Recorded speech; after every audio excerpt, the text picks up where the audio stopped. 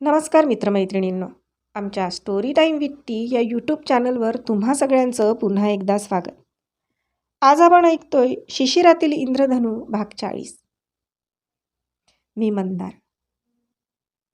अभिलाषा, उगाच गैरसमज करून घेऊ नकोस. माझ्या मित्राची बायको आहे ती. कशाला संशय घेऊन आमचं नातं खराब करतेस? मी वैतागत म्हणालो. कितीही वेळा सांगितलं तरी या मूर्ख बाईच्या डोक्यात काहीच भरत नाही. सगळं अगदी सुंदर चाललेलं होतं आणि मध्येच खूळ भरलं हिच्या डोक्यात, कुणास ठाऊक. मला तर अक्षरशः कंटाळा आलाय रोजच्या कटकटी ऐकून. म्हणजे मी माझ्या डोळ्यांनी जे बघितले ते सगळेच खोटे. बोलताना तिची संतापलेली नजर मला आत्ताच घेऊन टाकेल की काय असं वाटत होतं. काय बघितलंस ग तू? ती औषधी देत होती मला, एवढेच. मी नको म्हणत होतो औषधी घ्यायला, म्हणून ती जबरदस्ती देत होती, एवढंच ना. तू दुसरं काही करताना बघितलंस का आम्हाला? मीही चांगला चिडलो होतो. बघितलं नसलं तरी अंदाज लावता येतो मला. तू सगळा अंदाजच बांधत आहेस, खरं काहीही नाही त्यात. काय दुर्बुद्धी सुचली मला आणि तुला मी पार्टीत घेऊन गेलो. तिथे तर माझी नाचक्की केलीसच. ते काय कमी होतं म्हणून आता माझ्या कॅरेक्टरवर संशय घेतेस? माझं सोड ग, पण त्या बिचाऱ्या शरयूला विनाकारण बदनाम करत आहेस तू. अच्छा, आता ती शरयू बिच्चारी का? आणि मी भांडखोर, मूर्ख, गावंढळ, हो ना? झालं, रडणं सुरू आता. काय बोलावे मी? हे बरं शस्त्र असतं स्त्रियांकडे. उगारले की समोरचा शांत आणि तिची रडताना बडबड सुरू. काय करणार होतो मी? सरळ बाहेर निघून आलो. पप्पा, माझा अभि माझ्या मागे आला. दोघांची भांडणं सुरू असली की तो बिचारा घाबरून एका ठिकाणी बसलेला असतो. आता काय हवंय तुला? मीही जरा रागानेच म्हणालो. सॉरी पप्पा, तो अगदी केविलवाणा चेहरा करून म्हणाला. मलाही त्याचा तो निरागस चेहरा बघून कसे तरीच झाले. सॉरी कशासाठी? मी तुमच्या लपून मम्मीशी बोललो होतो. त्यावेळी मी तिला सांगितले मला शरयू काकू टिफिन देते आणि संध्याकाळी जेवायला सुद्धा बोलवते. मम्मी त्यासाठी चिडली आहे ना? अभिमन्यू म्हणाला. मुलांना आजकाल सगळं कळत असतं. फार जपून राहावं लागतं त्यांच्यापासून. पण अभिलाषाला कसं समजावून सांगावे, माझे तर सगळे प्रयत्न फेल होत आहेत. ठीक आहे, तुझी चूक नव्हती त्यात. मग कुणाची चुकी आहे पप्पा? किती प्रश्न होते त्याच्या निरागस डोळ्यात. चूक बघितली तर तशी कुणाचीच नाही. कधीकधी आपल्या डोळ्यांनी दिसतं ते खरंच असतं असं नाही. त्यामागे काहीतरी वेगळं चित्र असतं. पण आपण तेच खरं मानून त्या आधारावर आपल्या मनात नवीन नवीन चित्र उभे करतो आणि तेच खरं आहे असं मानून बसतो. मी त्याचा हात धरून पुढे चालत होतो आणि बोलतही होतो, पण त्याला कसं कळणार होतं? म्हणजे म्हणजे आता कसं सांगू बरं तुला? हे बघ, तुझी पेन्सिल हरवली. तुला ती सापडत नाही. एखाद्या मित्राला ती पेन्सिल सापडते आणि तो तुझ्या बॅगमध्ये ठेवायला जातो. पण तुला वाटतं की त्यानेच तुझी पेन्सिल चोरली. दुसरी काही वस्तूही दिसत नसली की तू त्यालाच चोर ठरवणार. म्हणजे तुझा गैरसमज होईल, पण तू त्यालाच खरं मानून बसशील. मी त्याला सोप्या भाषेत समजावून सांगण्याचा प्रयत्न करत होतो. त्याला लगेच कळलेही. हो, असं आहे तर, तो विचार करत म्हणाला. पप्पा, आई मला शिवण्यासोबत खेळायलाही जाऊ देत नाही. मला फार आठवण येते तिची. थोडे दिवस थांब, तिचा राग शांत झाला की जाऊ देईल तुला. मी अभिमन्यूसोबत बाहेर बसून होतो. तोच अनुरागची गाडी माझ्याजवळ येऊन थांबली. काय रे, दिसतच नाही चालली? बायको आली तर आम्हाला विसरूनच गेलास वाटतं. चल ये घरी, सोबत चहा घेऊ. या सगळ्या प्रकरणांपासून भिन्न अनुराग मला त्याच्या घरी इन्व्हाइट करत होता. मी काय उत्तर देऊ या द्विधा मनस्थितीत अडकलेलो. अरे काय झालं? चल ना. नाही, नको अनुराग, तूच ये, हवं तर इथेच बसून बोलूया. नाही रे, बाहेर किती थंड आहे बघ ना. सारखाच इस्तीत राहणारा तुला थंडी वाजते होय रे? ये लवकर, मी वाट बघतोय. मी जरा मोठ्या आवाजात म्हणालो. ठीक आहे, आलोच, असे म्हणत तो घरी निघून गेला. मित्रांसोबत खेळायला गेला. मी मात्र पुन्हा विचारात पडलो. अनुरागला खरे सांगावे की नको? तो काय विचार करेल माझ्या बाबतीत?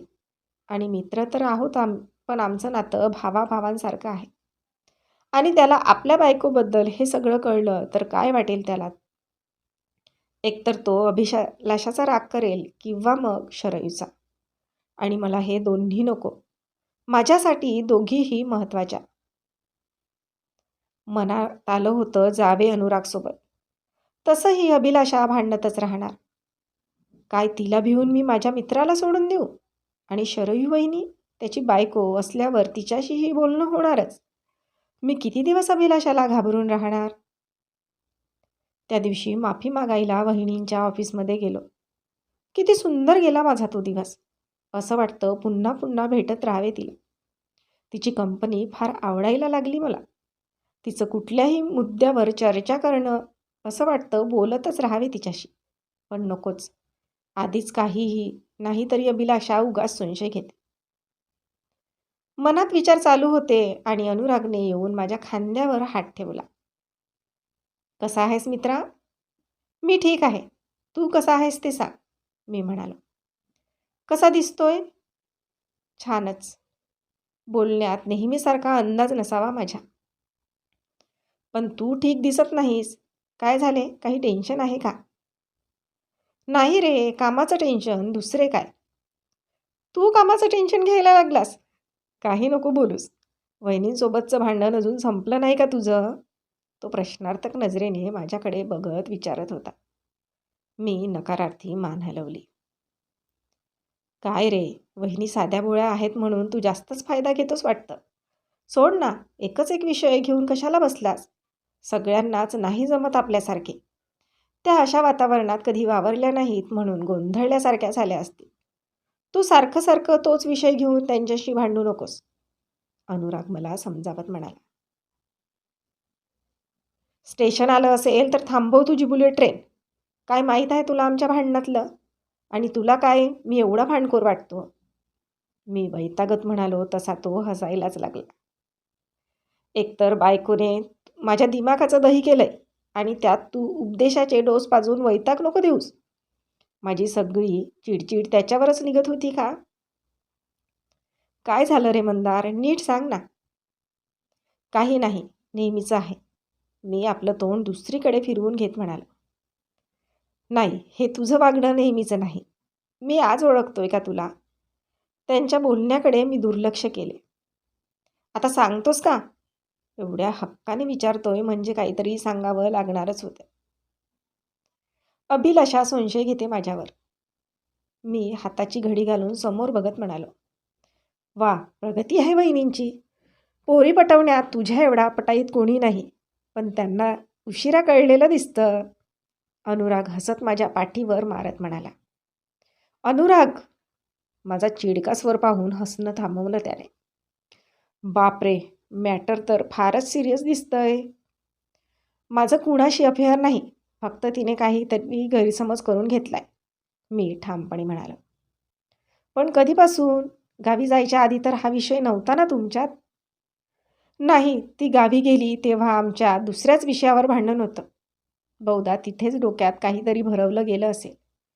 मी त्याच्याकडे न बघता समोर बघत होतं. अरे, कुणी काहीही सांगितलं तरी आपण किती विश्वास ठेवायचा हे कळायला नको? आणि एवढे वर्ष तुझ्यासोबत संसार केल्यावर त्यांचा तुझ्यावर विश्वास असायला हवा. तेवढी अक्कल आहे का तिला? मी म्हणालो. एवढं काही नाही हा मंदार. चांगली सुशिक्षित लोकही संशयाचे शिकार असतात. तू त्या हायफाय पार्टीत त्यांना घेऊन गेलास त्यामुळे त्यांना अनसिक्युअर वाटत असेल. तुझ्या बाबतीत फार पजेसिव्ह आहेत त्या म्हणून. अनुराग त्याच्या परीने मला समजावत होता. चूक झाली माझी. तिला उगीच पार्टीत नेले मी. तेव्हा तुला हे सगळं ठाऊक नव्हतं ना, आणि आत्ताही काही बिघडलेलं नाही. मी शरयूला सांगतो तिला समजावून सांगायला. तिचं ऐकतील वहिनी. सगळ्यांपासून अनभिन्न अनुराग. नको, वहिनीला नको घेऊस या.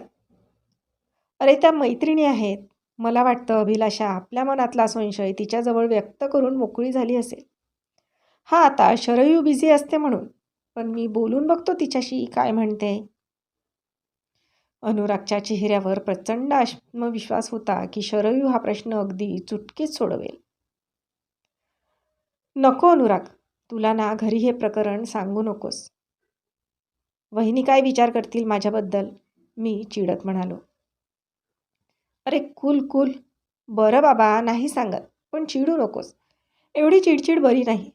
आजकाल हार्टचे प्रॉब्लेम खूप वाढलेत बरं. एवढं स्ट्रेस नको घेऊ. येऊ दे हार्ट अटॅक एकदाचं, ते तरी बरं होईल. कंटाळा आलाय मला आता रोज रोजच्या भांडणाचा. मी बोलत होतो आणि अनुराग माझ्याकडे शांतपणे बघत होता. माझ्या खांद्यावर हात ठेवून दिलासा देण्याचा प्रयत्न करत होता. बरेचदा परिस्थिती अशी असते की चुकीचा कोणीच नसतो. प्रत्येक व्यक्ती आपापल्या जागेवर बरोबरच असतात. पण तरीही गैरसमजाचे पाय पसरायला वेळ लागत नाही आणि मग त्याचा परिणाम नात्यावर होतो. मागच्या भागात अभिलाषा जरी चुकीची वाटत असली तरी तिचे विचार तिच्या जागेवर योग्यच होते. तिच्यासमोर काही गोष्टी अशा आल्या की तिने त्यांचा चुकीचा अर्थ घेतला. तर आजचा भाग इथपर्यंतच. भेटूया पुढच्या भागात लवकरच. तोपर्यंत आमच्या भागाला लाईक आणि कॉमेंट्स करायला विसरू नका. आणि अजूनपर्यंत आमच्या चॅनलला सबस्क्राईब केले नसेल तर लगेच सबस्क्राईब करा. धन्यवाद.